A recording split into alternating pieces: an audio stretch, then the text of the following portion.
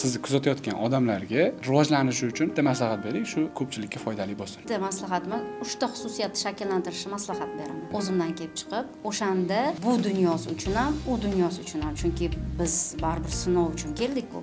Baribir kun hamma ketadi, zo'r adolat bu. Shuni unutmaslik kerak. Demak, birinchisi har doim to'g'ri bo'lish. Rostgo'ylik bilan to'g'ri bo'lish, qanchalik bir-biriga yaqin u haqida gapirmoqchimiz. To'g'ri bo'lish. Ya'ni siz to'g'ri bo'ling, mas'uliyatli bo'ling, halol bo'ling. Mana shu 3 ta xususiyat sizni mana shu ulkan dunyo bozoridan kimligingizni ko'rsatib beradi-da. Xudoga ham xuddi mana shu 3 ta fazilat egasi yoqadi-da, yaratuvchiga ham. Misol uchun nazaridan qolmaysiz. Rizqingizni beraveradi, barakasini beraveradi, to'g'rimi?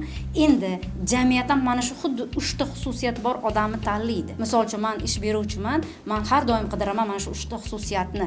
Qolganini shakllantirib olsa bo'ladi. Agar inson to'g'ri bo'lsa, mas'uliyatli bo'lsa, halol bo'lsa, unda yetishmayotgan skilllarni zamonaviy til bilan aytganda, siz o'zingiz ham o'qitib olasiz yoki bera olasiz. Men har doim aytaman talabalarimga, orangda iqtidorlingiz ko'p ekan, men yonimga olmoqchiman. Agar mana shu 3 ta xususiyatingni ko'rsam, men yonimga oldim seni. Agar ko'rmadim, demak yonimga olmadim. Ba'zi e'tiroz bildiradi, siz meni ishga olaman deganingiz olmadingiz deydi. Ba'zi proyektlarga ishga olaman-da yoshlarni. Mana shu 3 ta xususiyatni men hammaga, yosh kattami, o'rta yoshmi, kim bo'lishidan qat'iy nazar chin dilimdan istayman. Chunki bu muvaffaqiyat kaliti to'g'rilik, mas'uliyat va halollik.